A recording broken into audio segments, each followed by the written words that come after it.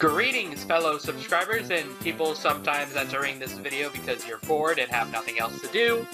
Don't you know what today is according to this video, and hopefully you don't watch it after this date because it would be outdated. Haha, it's March 1st, dummy! 2022 edition. And a full year ago today, I managed to upload a video called Magical Starsign Review. Does anyone remember this game?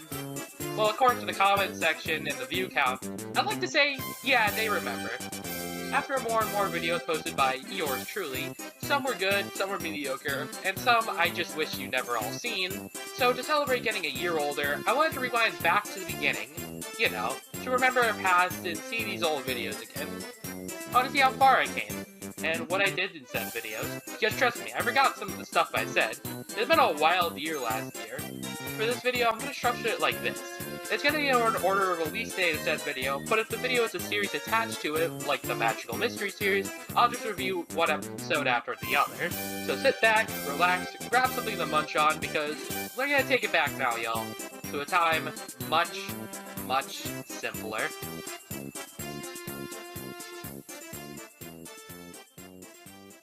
The strange origin story to the Magical Starsign review can be traced back all the way nearly 3 years ago, back in 2019. 2019 was 3 years ago. Oh my god, I feel old. I remember my family and I recently moved to a new house that was a lot cheaper and easier to find. I remember it was quiet fall night, and my brother was on his personal built computer, and we were just hanging out doing crazy stuff like random tier lists and using emulation. While this was going on, he mentioned he always wanted to upload stuff on YouTube, and that was also a dream of mine. And we started listing off ideas. At the time, I was actually replaying Starsign on my DS, and so I suggested it'd be a great idea to review a game from our childhood. And I think I remember asking if anyone else had done a review of the game, and to my surprise, no one else has done it. So the idea was implanted in my mind from here on out. I remember for the rest of the night I was just playing on the ROM, making an extremely rough script and making some MS Paint art. Of course, which I still have to this day. I know it's just some doodles on MS Paint, but this means so much to me. Without this single piece of 20-minute artwork on my phone, I probably would have never made this review. So from that point on, I've dedicated myself to making this video into existence. So I made a rough script on my phone and never ended up completing it. Around 4 months later, in March of 2020, my brother drove me down to the nearest Best Buy and I bought a laptop, and started to work immediately. But somewhere down the line, I guess I somehow managed to download a GBA emulator because I wanted to play Pokemon. Then I got a virus. Until my brother fixed it. Thanks again, bro. But here's a problem you can't fix. My motivation. Or the lack of one. I don't know what happened between the fall of 2020, but I was just drained. I didn't want to do anything video related. But then a miracle happened. I remember scrolling through Twitter one day, and it was said something along the lines of, which character you want to see in Smash Ultimate DLC, and I replied with the Magical Starsign protagonist, you know, because I like filthy propaganda. It felt like one day someone was going to respond, and someone did. Another fan.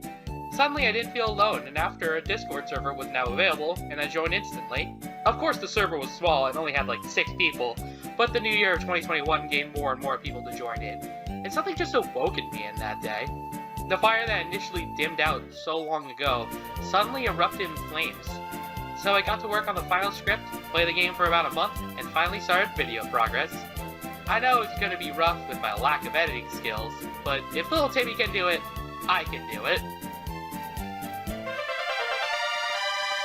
So, going into the actual videos, there's definite signs of, oh yeah, this is someone's first video, and you can tell simply by the fact that the audio mixing sounds like I shoved 3 socks down my windpipe and pressed the record button. Last week, one of your friends decided she wants to go off and find her, and apparently there's like rockets hidden up in the school from like the senior prank. Honestly, I don't really know what I was thinking. At the time, I didn't really have a good mic quality like I do now, but my brother let me borrow his headset to use for his PS4 for my next video, and I also figured out how to dim in the music less. I feel like I'm mostly still legible. Another weird thing is I kinda didn't have any sort of multiplayer footage to speak of, at least when it came to Amigo Dungeon. To my surprise, there's actually a lot of footage of multiplayer content in single player. For instance, we have the decent amount of footage for all the egg characters and all their abilities, as well as the available figurines that you can face. But maybe someday more footage will actually be unearthed. But overall, I still hold this video very dearly to my heart. Even though it has a lot of flaws, I still love it. But there's some cut lines from the script, and I would love to talk about. There's a whole paragraph I cut due to being lazy. To be fair, I only talked about the fact that you can change your character's set names and how the humor and writing is generally funny at some point. But there is one line that still gets to me to this day. This line appeared right after I mentioned the difficulty in the game section. Which does ludicrous damage if not done properly.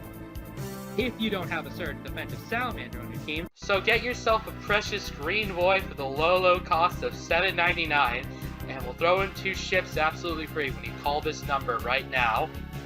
At the time I thought this was very silly, considering the majority of the video was just me wanting Chai to be the best boy.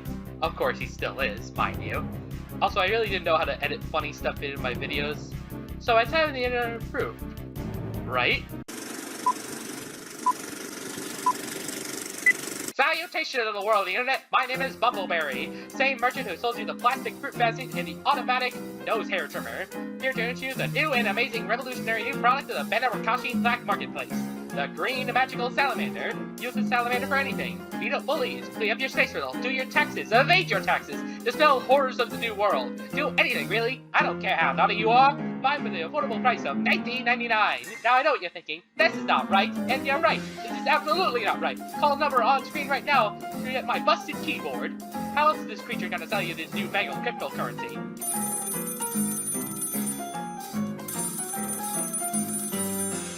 What's that?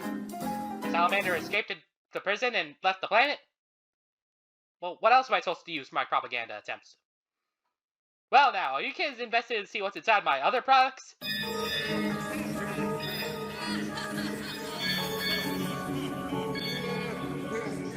Anyways, moving on. So let's talk about my second review. No, the other one. Alright, yeah, fine. I'll talk about my shitpost MS review. I thought this was funny to read over.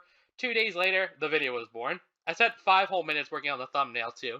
Whoever you are, Mr. Reviewer Man, you're a legend. Okay, but let's actually talk about my Magical Vacation review, the most recent part of the timeline. Yeah, I have mixed feelings about this project. On one hand, I really enjoyed playing through Magical Vacation. The game was mostly fun outside of a few short, long grinding sections and dungeons that are just the absolute worst.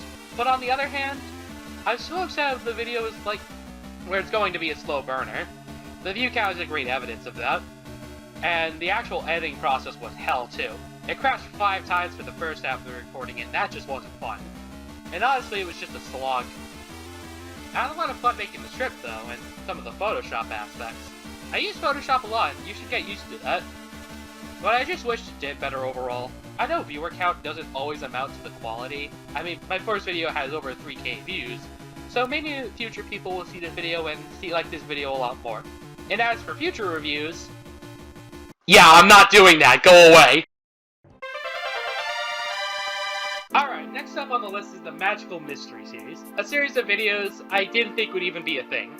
I'm not into those theory videos or anything really, I just kinda want to talk about the Gummy Girl, and originally my second video was going to be something completely different, of which you'll see later on. But let's review the series so far. Episode 1 was kind of like a pilot of sorts, no clear goal, just giving my thoughts and opinions on some personal theories I had on this topic.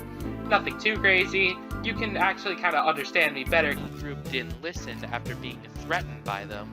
The stone giants destroyed the plant and the area surrounding it, leaving the moles underground to feed off the remains of what they could scavenge underground. The strangest thing is, the only unused thing in the script is the whole paragraph on how to beat the Gummy Girl boss fight, which I scrapped and I'm eventually going to put in the tutorial series, which I'll also mention later on. But other than that, nothing too insane. If the video ending was better, then I think it would be a pretty decent one. Episode 2 is the Kale timeline, and aside for some random unnecessary base boost near the beginning, and some odd design choices, again, it's pretty harmless. I honestly wish this had more reviews, because it's probably my second favorite in the series. Though, I was right about the insect mage being recolored Kale. Another thing the comments brought up was the connection to the Magical Vacation protagonist, Sesame Ashbot. In the game, he's also a bug enthusiast and an insect mage, and has a very scraggly design. I didn't mention it because A, I didn't play the game before, and B, I don't really think they're the same person. Maybe influenced or ancestors. There are some strange prequel callbacks like Pistachio being a teacher at the Will-O-Wisp Academy, and Ganache being the last area being renamed to Carbon. Very odd. Episode 3 is definitely heard a lot of good things about from the viewers, but I'm indifferent towards it. This isn't to say I hate the video. I actually love the intro. The editing is pretty good, and I got my first ever piece of fan art. But honestly, I did a bad job researching this. Firstly, I didn't even mention the egg characters, which are elemental, so that changes the list sometimes. I definitely shouldn't have mentioned the cutscene triggers because that shouldn't really count at all. I totally got petrification wrong. And I could go more into detail, but maybe someday I'll remake this with more information. But fun fact, this video is very special due to having a copyright strike. Why? Well, I would play it, but I don't want to get copyrighted again, so I put my blame on the funny anime dragons. It's not my fault they made a catchy intro. No, this is the internet. I'm always right. Episode 4 was my favorite in the miniseries. I loved the script, the editing. I feel like I finally got my groove, and it was a way to get to collaborate with all the fans who helped me out through all the months, especially in November. Again, shout out to the homies who made the artwork, and I'm still very shocked that you guys didn't want to get paid. I literally handed you out money and you said no. Y'all are too nice. I wish someone made the craft design though. I would avoid making this monster in 5 minutes. Alright, 7 videos down. What's next? Oh god, please no. Hey guys, here's a tip for you starting out on YouTube. I don't care if you're the funniest person in your friend group, the funniest comedian alive, or little Billy spamming racist jokes in your Twitch streams. Most April Fool videos are bad. And yes, I'm including this as well. This took me 5 days to make, the script is mostly awful, some jokes are outright cringy, than anything. I laughed at about 4 jokes, and the only good thing that spawns the thumbnail being a joke at already clickbait thumbnails back in the day. I don't like this video, and never will do an April Fool's video again. And I might as well talk about the other short videos as well while I'm here. This Magical Starsign Anniversary special was made in 3 hours, but I'm dying in the tutorial fight with the True Start tutorial series, but my brother was there and saw me edit it all, and it took me about 2 hours. And the update video is an update video. Oh yeah, and the 100 subscribers special is just a way to get a song out of my head. And yeah, it kinda worked. Yeah, I know one person out there really likes this video. You know who you are!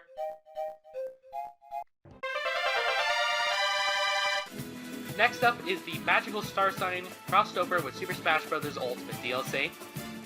This is just a sad video. There's no inherent problems with it. I just like the fact that I made a mage character who fights in close range, compared to all the elemental characters who are mostly sword characters who have magic properties on special moves. I feel like this guy would be perfect for a DLC. We never had an obscure weapon smash ultimate showcase besides like Piranha Plant or Victor, maybe. Hell, I would have done the Magical Vacation protagonist. They would have had a higher chance, and probably would have been cooler. To tell you the other DLC characters that I got in after the video rules leak is Kazuya from the Tekken series and Sora from the Kingdom Hearts series. The latter of which is particularly insulting because it is another damn mage with a sword. I don't have a problem with sword characters, unlike most of the Smash community, but he has fire, water, and light moves. It's completely not fair. I'm supposed to be always right. Shout out to my homie, by the way. He's a big Kingdom Hearts fan. He's always happy that Sora is here. This video was originally planned to be my second video. I delayed it. No particular reason. I just wanted to delay it. Alright, we're almost halfway done. What's next on the list? Oh no, not this. Anything but this! Hey, remember the time I played FNAF World? No? Good. I don't want to think about it either.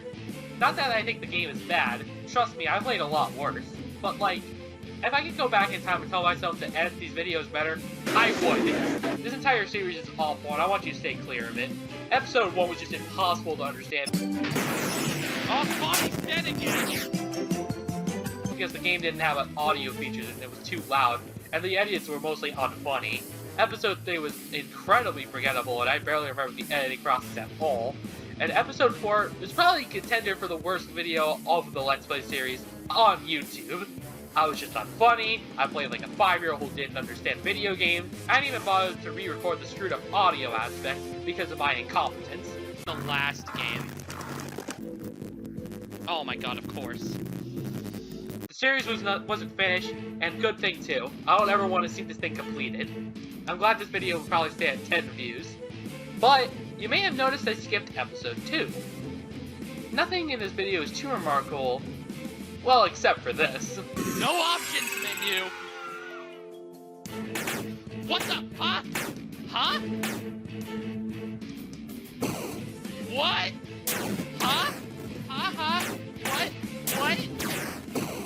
For some reason, my game glitched out, and the funniest thing is, there's no documentation of this. This one thing just shows up, and nothing is explained about it, even several months later. So if there's a glitch I found and no one else just showed off, I could do something with this. So let's try to explain this phenomenon. So let's break down FNAF World's mechanics and see what why this triggered. Okay, so FNAF World is made on Click Team Fusion 2.5. Now I could explain that's something in this engine, but I'm not an expert in game development, so I'll try to explain the confines of the game itself. From my editing experience, I noticed there's strengthening after every loading screen. A single frame where the game is loading the world, you may see a black void with nothing in it except your health bar and some of the bytes that it's located. Let's just say that layer always exists on the game no matter when you boot it up, after the title screen. My guess is this is an easy transition from the overworld travel straight to the battle. After said battle, the black void appears for a single frame and again void jump to the right layer so you traverse the overworld. So, explain it simply, one layer exists at all times and one layer is when it's battling, and the second layer is for overworld travel. Now keep this in mind. Now Fredbear mentions that there's a sea monster that appears at random. Now we go from the basic level of coding, I take a guess why the Gigagoon triggers in this Gear Lake. It appears on a random tile that shifts every time you move on said tile. If the two interact, then you have to fight the Sea Goon. The boss appears off the map once you've defeated it, and saving the game and coming back will bring it back, just like every other boss. Now I think you can see where this is going. Somehow after the first battle I fought the Sea Goon in the Void, which would normally look like something like this. I think out of the hundreds of tiles of the boss here, I just so happened to fight him on the tile where he rested in. Now, I think what happens is the game spawned the Sea Goon on the first frame, and even when the overworld isn't loaded, so the glitch only happens on the first frame. Now I think this glitch is rare because on top of being on the same tile, you also have to finish a random battle. Now, also on the side, I think this battle could also be classified as a soft lock, due to me beating the battle with the bytes on the top screen. Now, what happened afterwards was even weirder. What the hell? My characters died right after I started the next battle. I think this has something to do with storage and damage accumulated over time, but this is the part I really don't understand. I know you can't see the mouse on screen, but trust me, I couldn't switch my characters no matter what.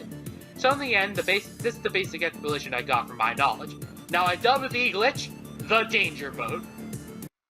Get it? Because you're on a boat that's dangerous. Please subscribe for more Virgin Talk with DangerBoatSouth. Now on to your regularly scheduled programming. Okay, so moving on from that train wreck is the tutorial series. Currently 6-part available or online with varying degree of quality. The weirdest thing I noticed is that every even-numbered episode had more jokes in it, while the odd-numbered parts were more informational. This is completely unintentional, and the only thing I noticed when I was rewatching all these videos. You can tell I wanted to explain every little thing about the single player, because it's hard to find multiplayer footage online, and I'll try organizing everything by myself would be a complete nightmare. But trust me, if I have the chance and time, I'll make a tutorial on the Amigo dungeon, whether it's different or not. But I think that it can be done. And if you're wondering if there's a potential tutorial series on Magical Vacation, my good friend Melissa Torrey already made a better series on his channel, so check that out. The link will be in the description. Overall, there's not much to hate about the series. It's just a tutorial series on my favorite video game. Whether this walkthrough is better or worse than an online guide, or playing the game for yourself is up in the air. I also just wanted to thank the amount of people who gave me tips in my videos and constructive criticism about my audio. The only thing I've mentioned is I might put this a 3-hour long video for the full playthrough, but who really knows. Alright, here it is. The one that you've all been waiting for. The single most popular video on my channel, dwarfing every other video in terms of view count, and probably the reason my sub count is so high. Ladies, gentlemen, and the demons residing in my head, I present you the FNAF SFM Iceberg Explained. This video, right here, was easily the most stressful video in the whole year, and it kind of paid off. Now, this was around the end of June when I was just sad. My brother was leaving for Kentucky with his girlfriend, and I was just kind of alone. No one but the amount of posts on my Twitter timeline. And one caught my eye. An iceberg on FNAF SFM topics, made by the animator Fergie and his close friends. Never known this guy aside from the fantastic animations he does in several collaborations, so I wanted to talk about it. But remember when I said the idea was stressful? Yeah, I'll tell you why. I remember reading the comments of the post and seeing how many people wanted to see an actual video done on this, and he was planning to do so. And for me, working on this, I felt like I kind of stole the idea and went through with it anyways. I don't think he has bad blood against it, but even if he does, I still feel really bad. Another reason was this was going to be a long video, on a topic of my most current viewers really don't care about. This could tank my channel for how much time I sunk into it, so I was scared. There's a lot of other issues, like some topics I had no idea what I was to write about, to being completely plain and correct on some topics, to even being nervous about some of my actual writing being awful, among many other issues. But I never stopped. I don't know what happened, but my heart was racing and my nerves were kicking. But I knew I wanted to talk about this for so long. So with a heavy heart, I released the video, and apparently, people really liked it. I know there's some stuff I just left behind, like the ending joke was actually a lot longer.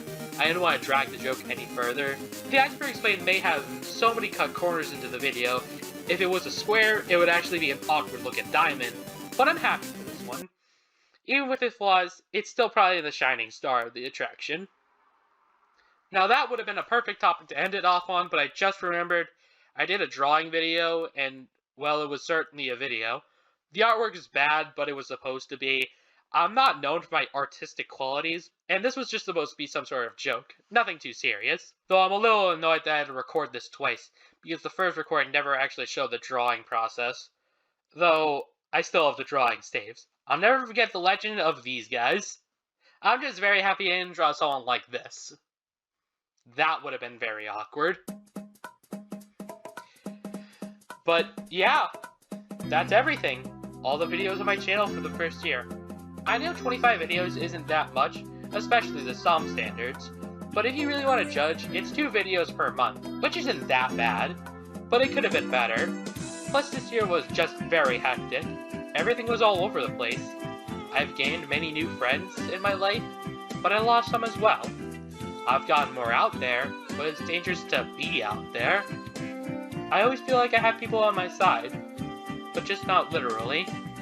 So this last section is just dedicated to all of you, all the people who came and supported my actions. Thank you. You're the reason that I feel like continuing this channel. Without you all, I wouldn't have even started this adventure. I've met so many amazing people through the vast depths of the internet. Some have stayed and some have gone, but overall, I am who I am because of you. I've received so much artwork from you guys, so much positivity, so much constructive criticism, so much opinions, all that and more. I don't know what it's like for the future of good old DangerBoat, but I know one thing. If I'm a captain of this ship, what's a captain without his loyal crew right beside him at all times? Thank you for over 100 subscribers, and here's to year 2, baby! Now this may be all true, maybe not, but it's certainly a mystery to think about next time you hold a guppy. That used to be someone. That used to be a living person, and now you hold their spirit. Thanks.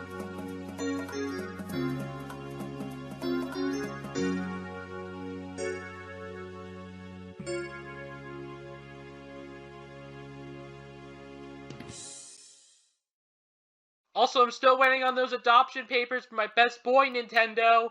You ain't using them for anything. I'll treat him with care. Stupid company.